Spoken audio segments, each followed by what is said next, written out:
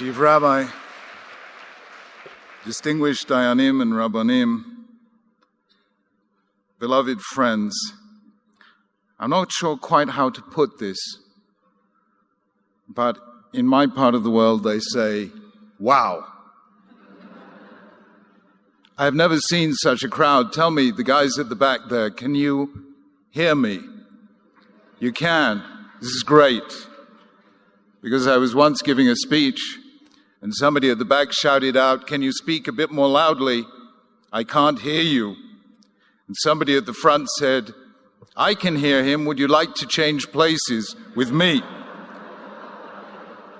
But friends, before you hear me, I want to hear you. I want to hear you salute the man whose vision this was, whose dream it was, who made it happen, Chief Rabbi Warren Goldstein.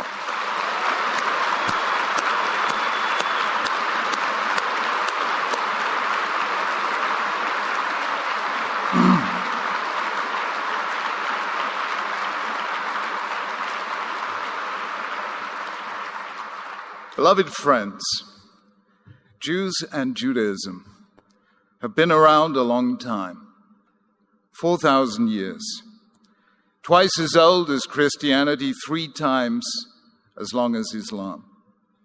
And it is a reasonable assumption that everything Jewish that could be said has been said, that everything Jewish that could be done has been done, that ein kol chadash tachat Hashamesh, that there is nothing new under the sun. That is a reasonable assumption, but it is wrong. Because today we stand collectively as a Jewish people in a position that has never happened before in all the 40 years of all the 4,000 years of Jewish history. Never before, at one and the same time, have we had independence and sovereignty in the state of Israel and freedom and equality in the diaspora. We may have had one or other before, even then for all too short a time, but never ever have we had both simultaneously.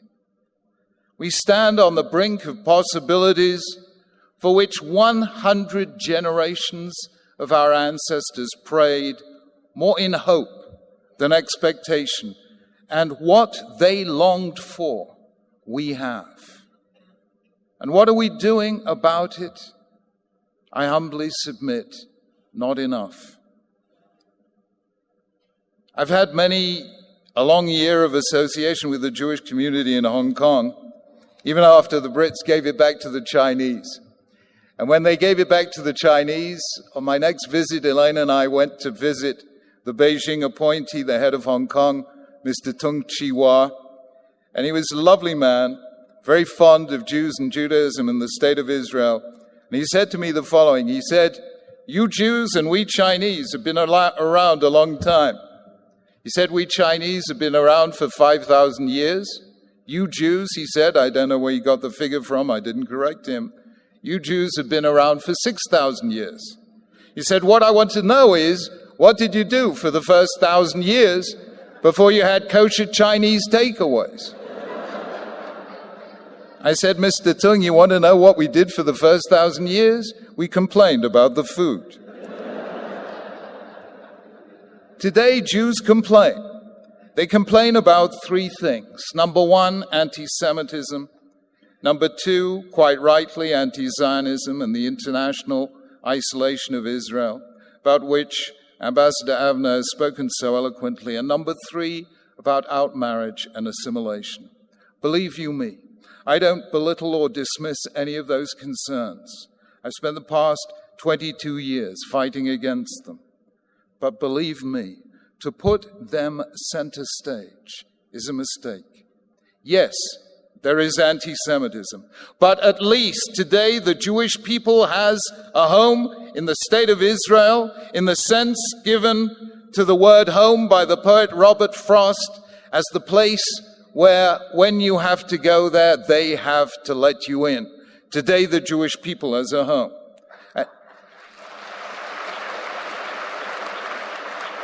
And yes, there is criticism of Israel, but let me be blunt with you. I would rather have the state of Israel and the criticism of the world than be, God forbid, without the state of Israel and have the Rahmanas, the sympathy of the world. And friends, yes, we have outmarriage and assimilation, but what do we expect? What have we been telling our children for the last 20, 50 years? We've been telling them about anti-Semitism. We've been telling them about anti-Zionism. We've been telling them about how the world hates the Jews. Tell me, is that a way of encouraging young people to stay Jewish? It's crazy. Stay Jewish and you too can be hated. Who wants that? And the result is an ambivalence about our identity, best summed up by the late wonderful Reb Shlomo Carlebach of blessed memory, who spent a whole lifetime going around American campuses preaching love and spirituality. And after a lifetime, he said the following. He said, I ask people what they are, and when somebody gets up and says, I'm a Catholic, I know that's a Catholic. When somebody gets up and says, I'm a Protestant, I know that's a Protestant. When somebody gets up and says, I'm just a human being, I know that's a Jew. A generation grew up in the 1980s and 1990s knowing what about Jewish identity, knowing about Holocaust memorials, Holocaust films, Holocaust seminars, Holocaust trips. That is the generation in which 1 in 2 young Jews decided not to marry another Jew, not to build a Jewish home, not to have Jewish children, and not to continue the Jewish story. Can we blame them? Judaism, yes, of course we have to keep the Holocaust at the very heart of our memory. But let me tell you, Judaism is about life, not about death. Judaism is about hope, not about tragedy. For 2,000 years, for 3,000 years, our ancestors said, you chose us from all other nations. You loved us. And for all those 2,000 years of exile and persecution, so long as Jews said that, there was no problem of Jewish continuity. But then came a time when Jews stopped defining themselves as the people loved by God and instead started seeing themselves as the people hated by Gentiles. And that is when young Jews started walking away. Lo zu haderech. Friends, let me tell you a very moving story. It concerned a rabbi of ours from Manchester in the late 1980s who went over to Russia to help rebuild Jewish life in that era of glasnost and perestroika and Mikhail Gorbachev, when for the first time in 70 years Jews were free to be Jews, but sadly for the first time in 70 years anti-Semites were free to be anti-Semites. And this Rav from Manchester, one day a young Russian Jewish girl came to see him and said, Rabbi, for all these years, I never spoke about being Jewish and nobody ever referred to me as being Jewish. But they shouted today, they look at me in the street and they shout, Jid, Jid, Jew, Jew. What shall I do? And the rabbi was a very frum rabbi. He said, look at me, with my black hat, my long black coat, and my long black beard. They probably don't think I'm an Episcopalian. And yet nobody has ever shouted, Jid, Jid, to me. Why do you think that is? And the young lady thought for a while, and she said a remarkable thing. You know why they don't shout Jid at you and they do at me? Because they know that I will take that as an insult, but you will take it as a compliment. Friends, the best way of defeating anti-Zionism and anti-Semitism is to walk tall as Jews and walk tall in our support for the state of Israel.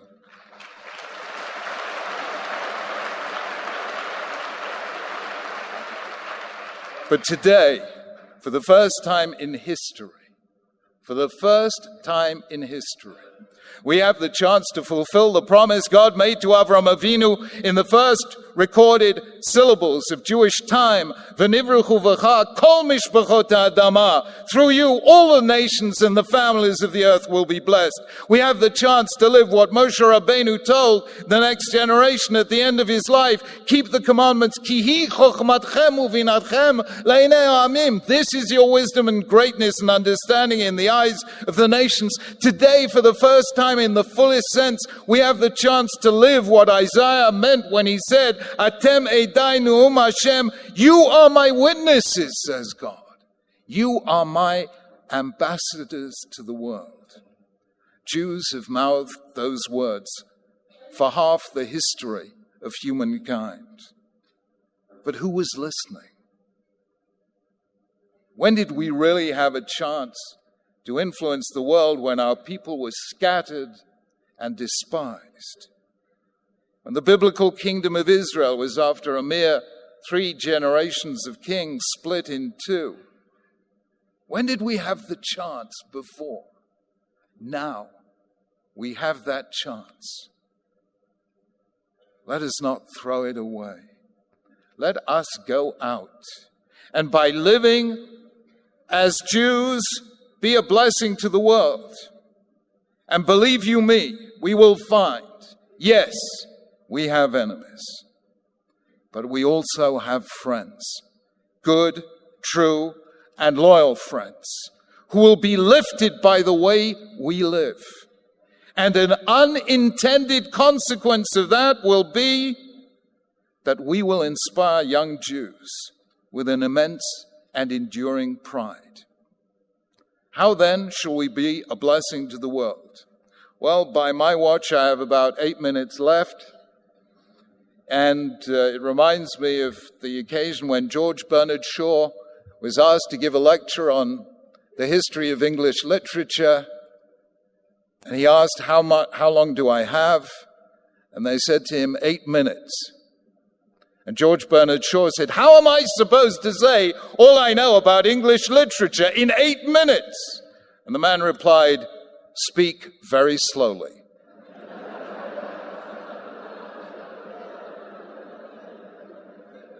So here it goes. 3 messages among many. Number 1, what is the buzzword of the 21st century? What word to future historians will sum up our age? The word is globalization. Let me tell you, for the world that is the newest of the new, but for Jews it is the oldest of the old. For at least 2,000 years since the Roman conquest, indeed for 26 centuries since the Babylonian exile, Jews were scattered throughout the world, and yet they saw themselves and were seen by others as one people, the world's first global people. How did they do it?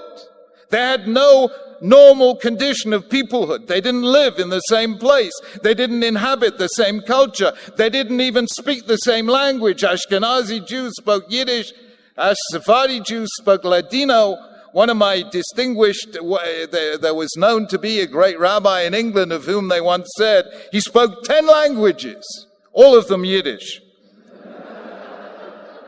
They didn't even share the same fate. When Jews in Spain were enjoying their golden age, Jews in the north of Europe were being decimated by the Crusades. When Jews in Spain suffered their exile in 1492, the Jews in Poland were celebrating a rare summer of tolerance. And yet, despite the fact that they had none of the normal conditions of being one nation, they remained one nation. Why? Because they knew in their heart of hearts, Kol Yisrael Arevim Zeh B'Zeh, all Jews are responsible for one another. When one Jew cries, all Jews feel pain. Friends, that is the first message we have to teach the world. Kol B'nei Adam Arevim Zeh B'Zeh, all humans are responsible for one another. Globalization is not what the world thinks it is. Something about technology, smartphones, Twitter, texts. Globalization is not about being able to produce a sweatshirt for here, produced by sweated labor there. Globalization is not about a global economy that makes some unbelievably rich and leaves billions of people without food, shelter, safe drinking water, or access to medical attention. Jews survive because we recognize we are all responsible for one another. Humanity will survive the 21st century when we recognize likewise that we are all responsible for one another. Let us stand up as Jews and say to the world, that is what it is to be global, to feel responsibility for one another. That is the first message. Number 2, as throughout the world, people are murdering one another in Syria, in Afghanistan, in Iraq, in Pakistan, in Nigeria, in Sudan, and a dozen other conflict zones around the world. We have to summon the world to rise up and show there is another way. We have to stand up for Hashem, and we have to protest against a world in which people are practicing cruelty in the name of the God of compassion, murder in the name of the God of life, hate in the name of the God of love, and war in the name of the God of peace. We have to stand up and testify that there is another way. We are the original children of Avram Avinu. Avram Avinu, to whom 2.4 billion Christians and 1.6 billion Muslims claim descent from, metaphorically, if not literally. And we have to say there is another way. Judaism taught one of the most remarkable doctrines in the entire spiritual history of the world. Chasidei umot olam yesh lahem chelek lo'olam haba. That the righteous of other faiths have a share in the world to come. You don't have to be like me to find a place in heaven. We taught the world, and we need to continue to teach the world, that every single human being, regardless of color, class, culture, or creed, is B'Tselem U'Dumut Elokim, in the image and likeness of God. The Mishnah in Sanhedrin tells us that if a human being mints many coins in the same mint, they all come out exactly alike. But God mints us all in the same mint, in the same image, His image, and we all come out different, which means that the greatest religious challenge is to recognize that one who is not in my image is still in God's image. And that is the only truth strong enough to defeat a clash of civilizations and to get the religions and nations of the world to respect one another despite our differences, to recognize the dignity of difference.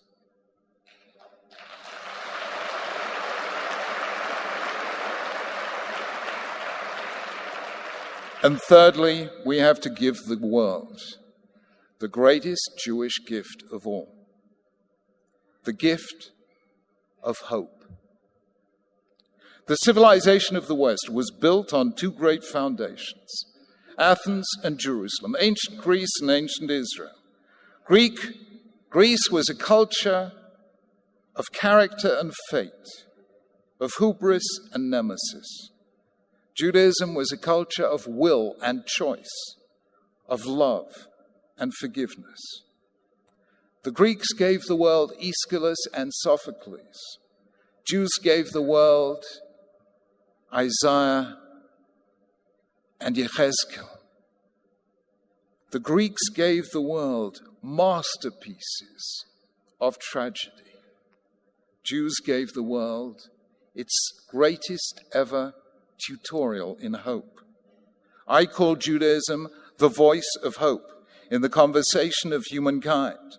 Jews showed the world that a tiny nation can outlive the world's greatest empires.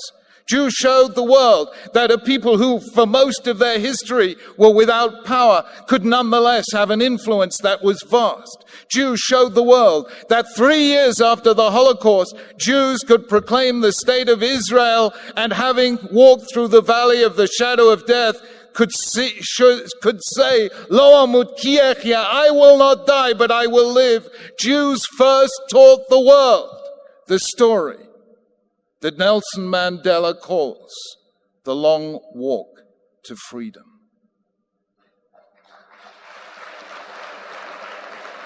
We are the people who gave the world its greatest narrative of hope. And therefore, global responsibility, number one, the dignity of difference, number two, and the politics of hope, number three. These are the three Jewish gifts that the world needs today, and it needs us to live those truths.